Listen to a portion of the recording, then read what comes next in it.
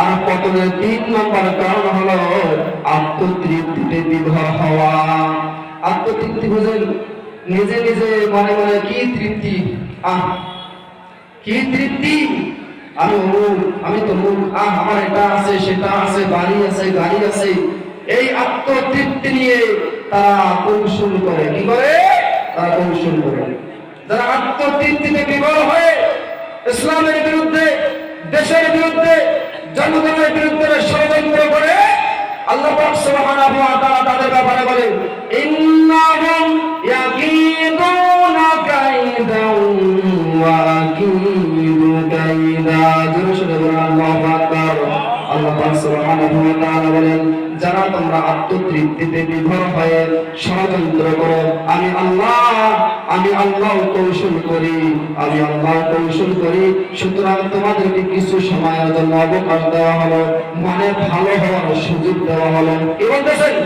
আল্লাহ তাআলা বলতেছেন, যারা তোমরা ষড়যন্ত্র করো, দেশের বিরুদ্ধে ষড়যন্ত্র করো, মুসলিমদের বিরুদ্ধে ষড়যন্ত্র করো, মসজিদ মাদ্রাসার বিরুদ্ধে ষড়যন্ত্র করো, ইসলামের বিরুদ্ধে ষড়যন্ত্র করো, আর আমি আল্লাহ তোমাদের বিরুদ্ধে কৌশল অবলম্বন করি।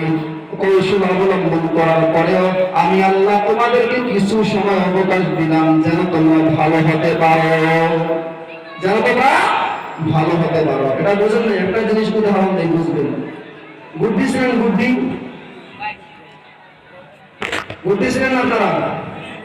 ঘুড়ি ছিলেন? ঘুড়ি যখন দেখবেন অনেক রকমের ঘুড়ি হয়, বুদ্ধি হয়। ঘুড়িগুলো যখন আকাশে উড়ে, ঘুড়ি যখন আকাশে উড়ে দেখবেন পুরো আকাশ ফাঁকা, একবারে এদিকে নাচে, একবারে এদিকে নাচে, একবারে এদিকে দোলে, আর একবারে এদিকে দোলে, পুরো আকাশটাকে সে তার নিজের মামুর বাড়ি মনে করে। ঠিক না? হ্যাঁ, পুরো আকাশটাকে সে নিজের মামুর বাড়ি মনে করে, নিজের মামুর বাড়ি মনে করে। সে নাচতেছে, দুলতেছে, গাইতেছে, ফর করে গান গাইতেছে। গায় কি গায় না? ঘুড়ির শব্দ হয় কি হয় না? সে জানে না তার নাকের বাগায় একটা দড়ি আছে, সেই দড়িটা কোনো না কোনো ছেলেদের হাতে আছে, সে কিন্তু এটা জানে না। সারাদিন যখন আত্মতৃপ্তিতে সারাদিন আকাশে ঘোরাফেরা করলো, যখন বিকেল হয়ে যায়, ঘুড়ির মালিক আস্তে করে টান দেন না?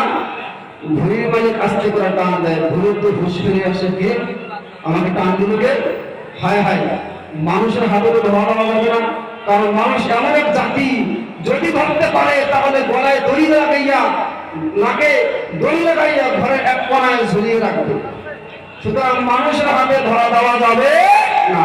দেখবেন সেজন্য কি করে, সেজন্য কি করে? বালসাল খোঁজে, কারেন্টের পোল খোঁজে, বিভিন্ন ধরনের জঙ্গল খোঁজে, বিভিন্ন ধরনের গাছগাছালি খোঁজে, যেখানে লুকিয়ে থাকা যায়, যেন মানুষের হাতে ধরা পড়তে না হয়, এজন্য সে লুকিয়ে থাকে। কিন্তু ওই যে কোটাধারী বোঝেন? ওই আবার কোটাধারী বুঝেন না, আবার কোটা আন্দোলন বুঝিয়ে না। কোটা মানে বাঁশের কঞ্চি দিয়ে ল্যাংটা পোলাপান বাচ্চারা থাকলে সেখান থেকেও নামায়, কারেন্টের পরে থাকলে সেখান থেকেও নামায়, আবার গাছগাছালির আগায় থাকলে সেখান থেকে ঘুঁটা দিয়ে নামায়। কথা বোঝেন না? ঘুঁটা দিয়ে নামায় কি নামায় না? কথা বলে নামায়।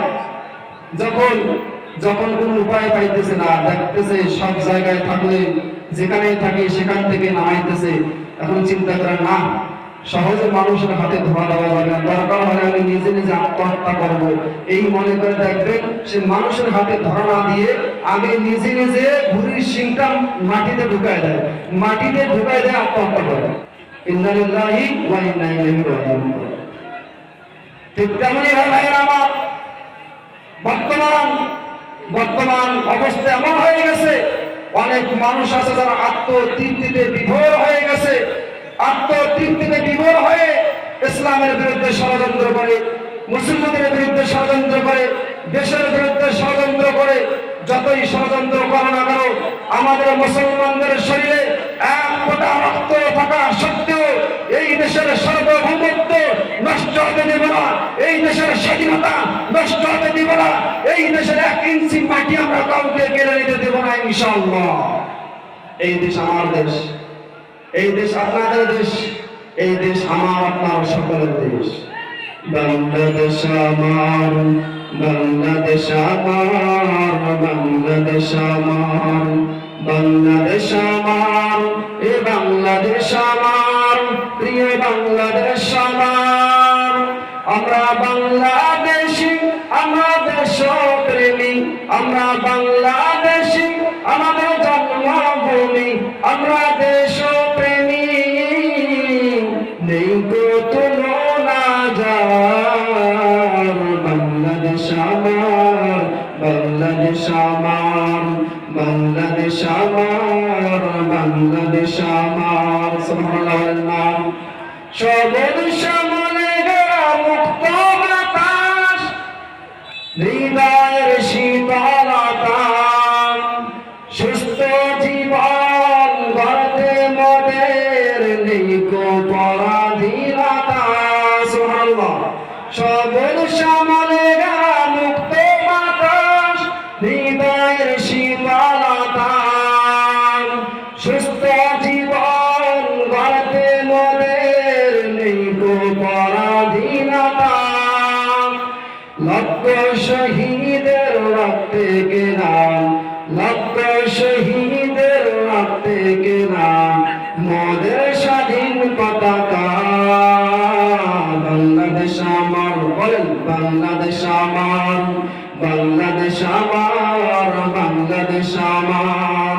পাহাড় নদী আর ফুলে ফলে দেশলার সবুজে আকার, কোটি প্রাণের বিনিময়ে পেলাম স্বাধীন পতাকা।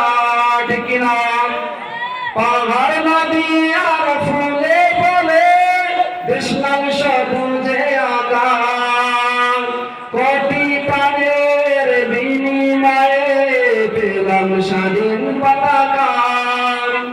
আজ শুনি কত যে অবদান, আজ শুনি কত যে অবদান ছিল আলেম ওলামার। বাংলাদেশ আমার, বাংলাদেশ আমার, বাংলাদেশ আমার।